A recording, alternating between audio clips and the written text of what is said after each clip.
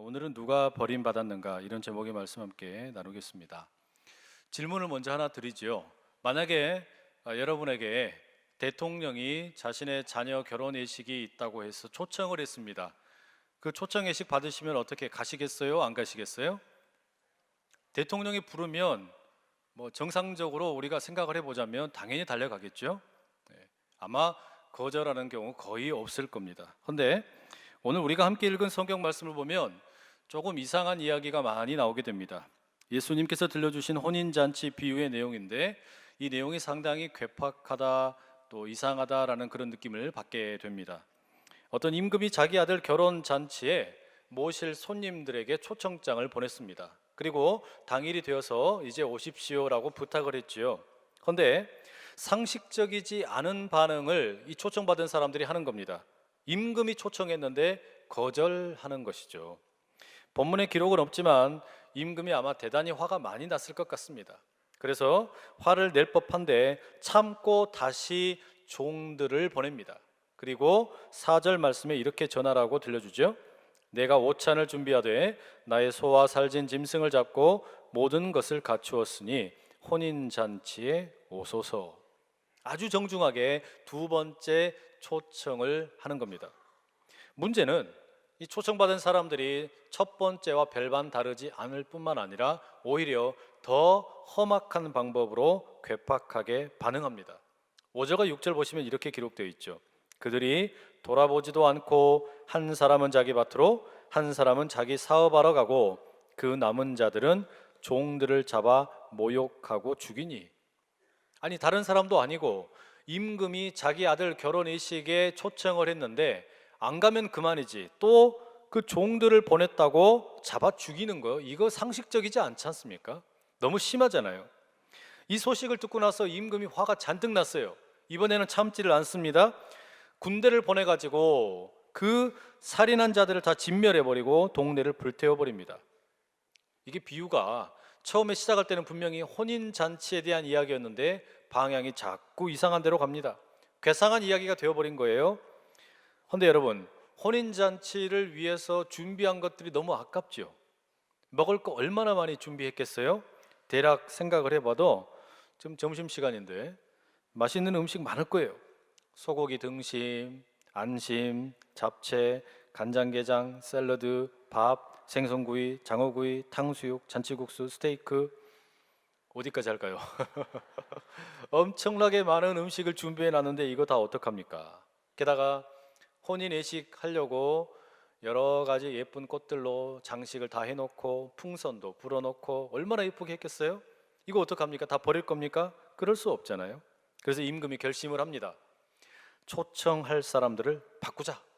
급하게 새로운 초청자들을 모집하기로 합니다. 종들에게 명령을 하지요. 초청할 사람들을 선정해가지고 불러올 게 아니라 그냥 바깥에 나가서 누구든지 데리고 와라. 거리에 나가서 누구든지 임금의 혼인잔치가 있다 오라고 하라. 이렇게 명령을 내립니다. 임금의 명령을 받고 종들이 거리로 나갔지요. 만나는 사람들 모두 초청합니다. 그 사람들이 악한 사람이든 또는 착한 사람이든 상관없습니다. 누구든지 부릅니다. 여러분, 임금의 아들의 혼인잔치가 열립니다. 여러분이 조건이 어떤 것이든 상관없으니까 오십시오. 오시기만 하면은 마음껏 즐길 수 있습니다. 초청을 했죠.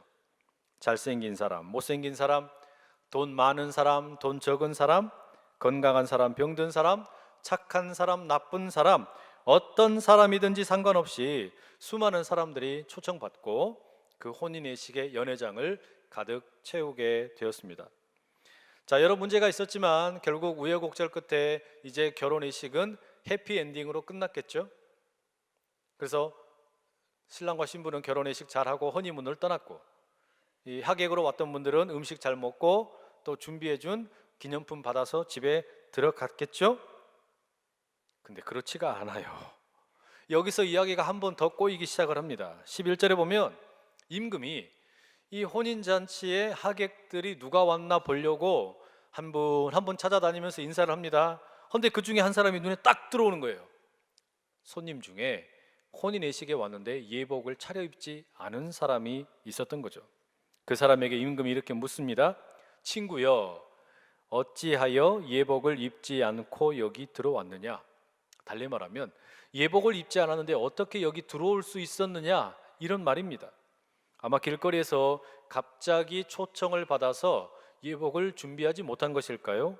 이 사람이 임금에게 제대로 답변을 못합니다. 그러자 임금은 이 사원들에게 명령을 해가지고 그 예복을 입지 않은 사람의 손과 발을 묶어가지고 바깥에다가 내 던져버리라고 하는 겁니다. 거기서 슬피 울면서 이를 갈게 될 것이라는 거죠. 여러분, 이 비유의 말씀이 이해가 되세요? 이 희한하고도 괴팍하고 이상한 이야기, 여러분 이거 우리가 어떻게 이해하면 좋겠습니까? 예수님께서 말씀하신 이 비유의 말씀이 도대체 왜 하신 이야기일까요? 우리가 이 비유를 제대로 이해하려면 배경이 무엇인지 살펴볼 필요가 있습니다. 이 예수님의 혼인잔치 비유를 이해하려면 앞서서 있었던 두 가지 중요한 사건을 우리가 기억을 해야 됩니다. 여러분, 모든 성경의 22장 앞에는 21장이 나옵니다. 그 21장에 보면 예수님께서 예루살렘에 드디어 입성하는 내용이 나오죠. 예수님께서는 그 전까지는 주로 갈릴리 주변에서 촌사람답게 지방에서 활동을 하셨습니다. 그런데 드디어 이제 이스라엘의 정치와 경제의 중심지, 수도인 예루살렘에 들어가시게 된 것이죠.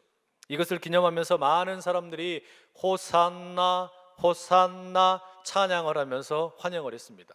그냥 찬양하고 환영하는 것이 아니라 종려나무의 가지를 뜯어다가 부채질도 하고 그걸로 예수님이 오시는 길을 깔아드렸지요.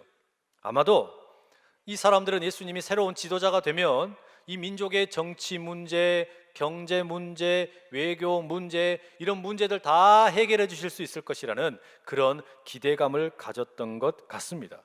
그래서 여러분, 오늘 우리가 드리는 이 예배를 종려주일이라고 그러죠. 바로 그 예수님이 종려나무를 흔드는 사람들의 사이로 들어오신 것을 기념하는 절기입니다. 또 하나 중요한 일이 앞서서 있게 됩니다. 그게 뭐냐면 예루살렘에 입성하신 예수님께서 가장 먼저 하신 일입니다. 그게 뭘까요? 21장 12절과 13절에 보시면 이런 기록이 있습니다. 예수께서 성전에 들어가사 성전 안에서 매매하는 모든 사람을 내쫓으시며 돈 바꾸는 사람들의 상과 비둘기 파는 사람들의 의자를 둘러 엎으시고 그들에게 이르시되 기록된 바 내 집은 기도하는 집이라 일컬음을 받으리라 하였거늘 너희는 강도의 소굴을 만드는도다 하시니라. 예수님께서 이 예루살렘에 들어가셔서 하신 첫 번째 일이 뭐냐면 예루살렘 성전을 정화하는 일이었습니다. 장사하던 사람들 다 내쫓으셨어요. 예수님께서 구약 성경에 이사야와 예레미야의 말씀을 인용하시면서 말씀하시죠. 하나님의 집 성전은 기도하는 곳인데 여러분들이 지금 이 성전을 장사하는 사람들로 인해 강도의 소굴로 만들어버렸다. 그러면서 그 사람들을 다 내쫓으신 겁니다. 예수님께서 이렇게 장사하는 사람들, 강도의 소굴로 만들어버린 사람들 내쫓은 거 타당해 보입니다. 마땅히 하실 수 있는 행동을 하신 것으로 보입니다. 그런데 여러분, 예수님께서 이렇게 성전을 정화하신 일, 성전을 깨끗게 하시기 위해서 하신 일은 대단히 논쟁을 불러오기 쉬운 일이었습니다. 왜 그런 거 아니? 이스라엘의 역사를 보시면 이 성전에 대해서 어떤 행동을 취하는 것은 아무나 할 수 있는 일이 아니었기 때문입니다. 성전에서 무슨 일을 한다라는 것은 심지어는 제사장들도 할 수 없는 일입니다. 그러면 누가 성전에 대해서 어떤 행동을 취할 수 있느냐? 그게 누굴까요? 힌트를 좀 드리죠. 성전을 계획한 사람은 다윗이었습니다. 그리고 그 성전을 건축한 사람은 솔로몬이었습니다. 이게 예루살렘 제1 첫 번째 성전이었습니다. 그리고 망가진 성전을 정화한 사람은 히스기야와 요시야였습니다. 그리고 바벨론의 포로로 잡혀간 이후에 돌아와서 성전을 재건한 사람은 스룹바벨이었습니다. 이 성전이 제2 성전입니다. 그리고 예수님보다 약 200년 정도 앞서서 성전을 다시 정화한 사람은 유다 마카비우스라는 사람이었습니다. 그리고 예수님 당대에는 유대인들의 환심을 사기 위해 헤롯 대왕이라는 사람이 스룹바벨 성전을 개축하고 있었습니다. 이게 제3성전입니다. 여러분 짐작이 가시나요?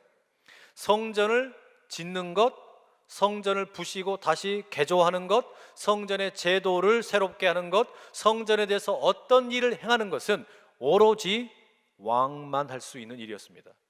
성전을 짓는 것도, 성전을 개보수하는 것도, 성전에 대해서 새로운 시스템을 도입하는 것도 모두 다 왕만 할 수 있다는 거죠. 그런데 지금 갈릴리 출신의 촌뜨기인 이름도 별로 들어보지 못했던 예수라는 작자가 이 예루살렘 성에 들어오자마자 뭘 하는 거예요? 성전에 정화를 하겠다고 들어간 겁니다. 그리고 그 사람들을 다 쫓아내버리는 거예요. 이게 무슨 말입니까? 예수님의 행동을 보면 예수님은 스스로를 왕으로 생각했다라는 것을 우리가 짐작할 수 있는 것이죠. 그러니 예수님께서 성전을 정화하셨다라는 것은 지금 모든 사람들에게 스스로가 왕이심을 보여주는 그런 사건입니다. 더욱이 예수님께서 지금 행하시는 이 성전에 대한 정화 사건은 앞서서 모든 이전의 왕들의 성전에 대한 행동과 완전히 다릅니다. 지난 왕들은 예루살렘 도시 위에 세워져 있던 그 성전을 때로 새로 짓기도 하고 개보수하기도 하고 때로는 그 안에 정화하기 위하여 나쁜 것들을 다 버려버리기도 하고 이런 일들을 행하였습니다. 그러나 예수님께서는 지금 어떤 일을 하시는 거냐? 강도의 소굴이 되어버린 예루살렘 성전의 유통기한은 끝났다. 이제 예루살렘 성전, 세워져 있는 건물로서의 성전은 폐기되어야 된다라고 말씀하시는 겁니다. 땅 위에 세워진 예루살렘 성전은 본래의 기능을 상실했기 때문에 폐기되어야 하고 새로운 성전이 옛 성전을 대체해야 한다라고 주장하고 계시는 겁니다. 여러분, 이게 우리가 종려주의를 보내고 고난주간의 일주일을 보내고 그리고 십자가에 죽으신 예수님 그리고 부활하신 예수님을 기다리는 이유입니다. 예수님께서는 이제 몸소 이 땅에 있었던 성전을 다 허무시고 새로운 성전이 바로 자신이 성전 되시겠다고 선포하셨다라는 말이죠. 그게 예수님께서 예루살렘 성전을 정화하신 이유입니다. 그걸 몸소 보여주신 것이죠. 여러분, 이런 예수님의 행동에 대해서 어떤 사람들은 환영하고 기뻐했지만 수많은 사람들은 의아한 생각을 가지고 있었고 특별히 권력자들, 그 종교 지도자들은 이해할 수가 없었습니다. 아니 감히 저 새파랗게 젊은 놈이 성전의 권위에 도전을 해 저놈의 버릇을 고쳐야 되겠다 이런 생각을 가지고 많은 지도자들이 예수님에게 대항하게 되었습니다. 그래서 마태복음 21장 23절에 이런 말씀 나오죠. 예수께서 성전에 들어가 가르치실새 대제사장들과 백성의 장로들이 나와 이르되 네가 무슨 권위로 이런 일을 하느냐 또 누가 이 권위를 주었느냐. 예수님에게 제사장들이 와서 묻습니다. 도대체 너에게 무슨 권위가 있다고, 무슨 자격이 있다고 이런 일을 하느냐? 권위를 묻는 겁니다. 바로 그 질문을 받고 예수님께서 답변을 하셔야겠죠. 그 답변이 두 가지의 비유입니다. 하나는 포도원 농부의 비유이고 또 하나는 오늘 우리가 함께 읽은 혼인잔치의 비유입니다. 그러니 이 비유를 우리가 잘 이해하려면 앞서 예수님께서 예루살렘에 입성하신 장면 그리고 예루살렘의 성전을 정화하고 계시는 장면을 이해할 필요가 있습니다.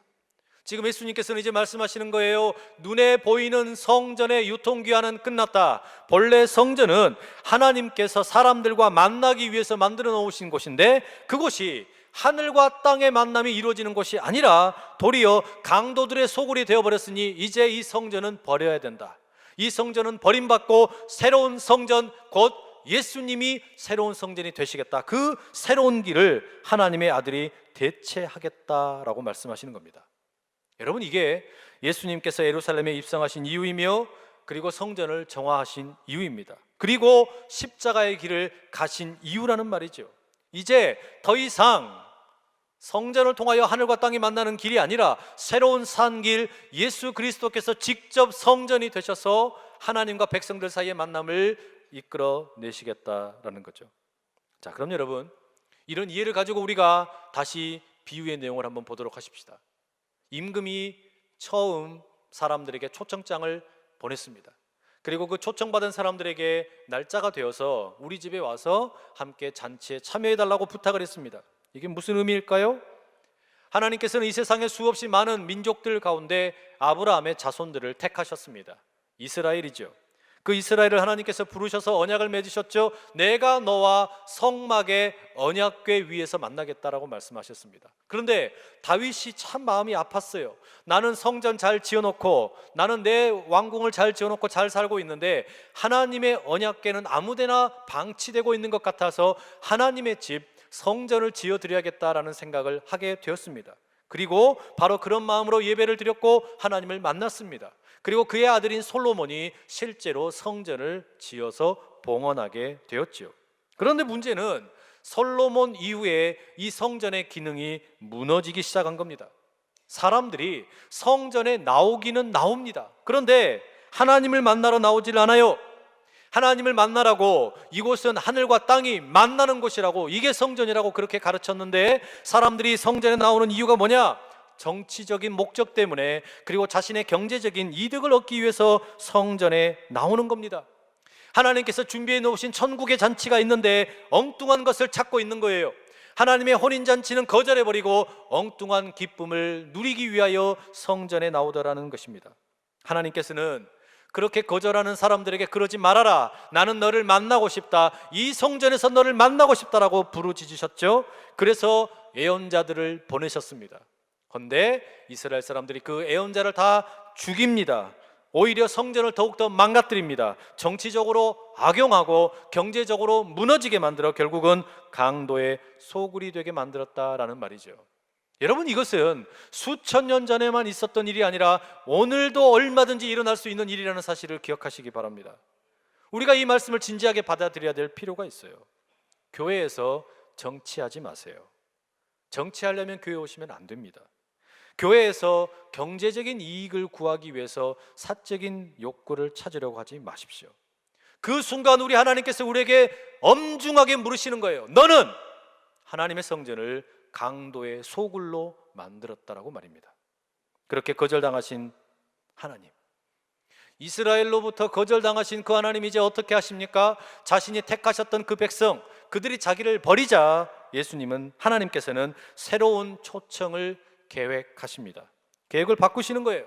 이스라엘이 아니라 이제는 누구든지, 길거리에 있는 사람 누구든지 다 불러오기로 마음을 바꾸셨습니다.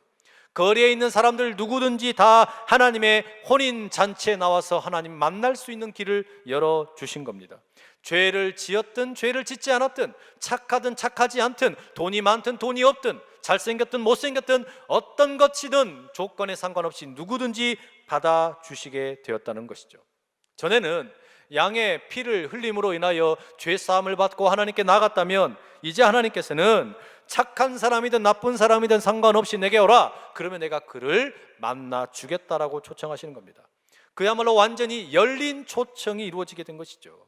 누구든지 이 초청장 받아들면 이제 우리 주님께 나올 수 있는 길이 열리게 되었습니다.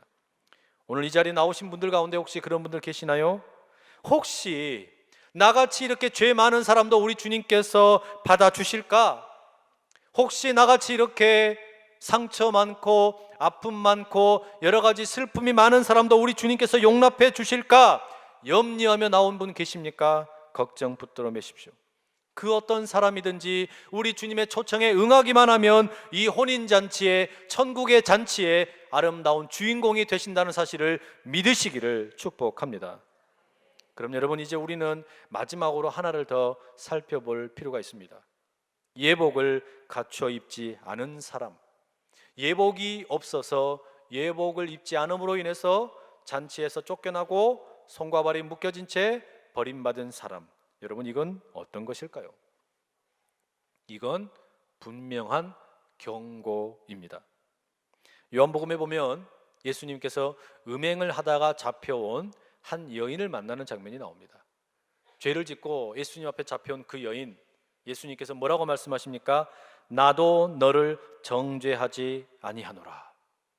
음행을 하다가 잡혀온 그 여인에게 예수님 말씀하세요. 나도 너를 정죄하지 아니하노라. 우리가 너무나 듣고 싶은 말씀 아닙니까? 수없이 많은 인생의 죄를 짓고 문제가 많고 어려움이 많고 사람들로부터 핍박을 당하기도 하고 내가 누군가를 괴롭히기도 하고 그런 여러 가지 문제를 끌어안고 왔을 때 주님 말씀하십니다. 나도 너를 정죄하지 아니하노라. 그런데 이어지는 말씀이 뭐냐? 우리가 듣고 싶지 않은 말씀을 예수님께서 음행하다 잡혀온 여인에게 들려주세요. 가서 다시는 죄를 범하지 말라. 가서 다시는 죄를 범하지 말라. 내가 너를 절대로 정죄하지 아니할 터이니 이제 다시는 나가서 죄를 짓지 말라. 여러분, 그래서일까요? 오늘 본문 14절 마지막은 이렇게 끝납니다. 청함을 받은 자는 많되 택함을 입은 자는 적으니라. 이게 무슨 이야기입니까?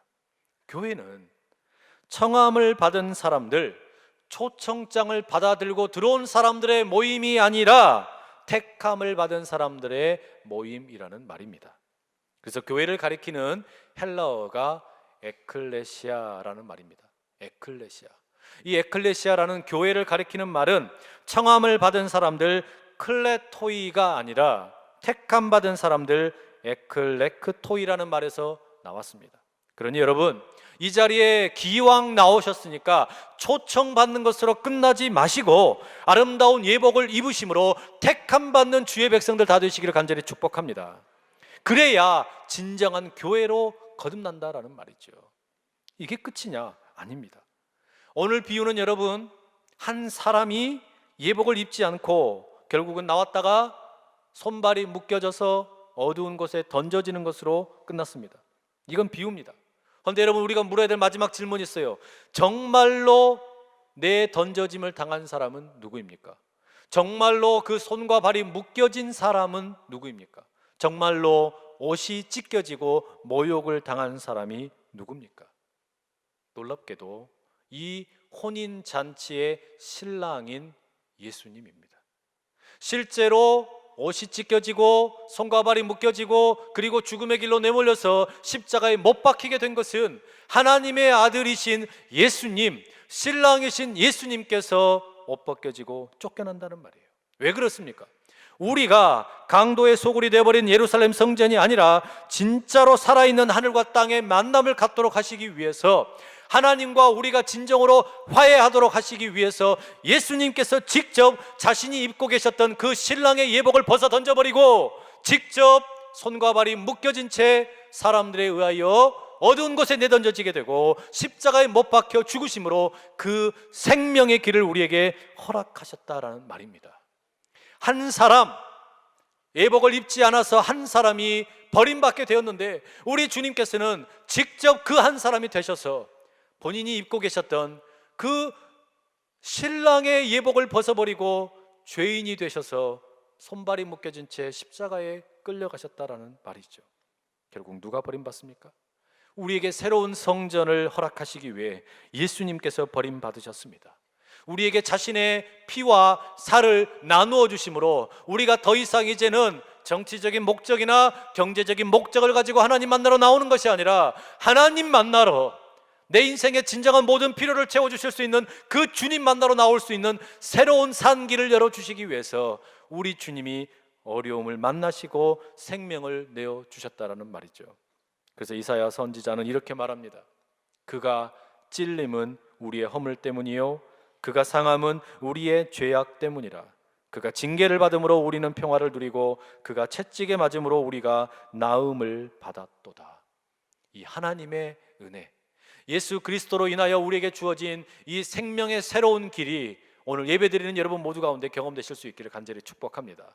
그리고 그 주님께서 찢기시고 상하심으로 내어주셨던 혼인잔치에 드려지는 그 모든 것, 주님의 몸과 피에 참여하는 이 시간, 여러분의 몸과 영혼이 새로워지는 복된 은혜가 있으시기를 간절히 축복합니다.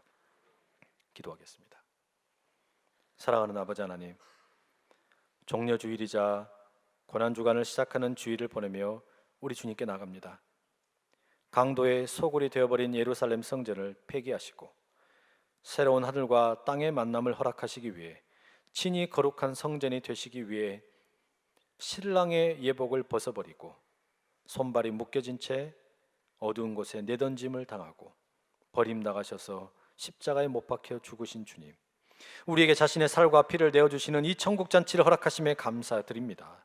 주님께 드릴 것 없으나 청함을 받은 존재로 그치지 말고 택함받은 살아있는 거룩한 교회로 살아가게 하여 주시옵소서. 거룩하신 예수 그리스도의 이름으로 기도드립니다.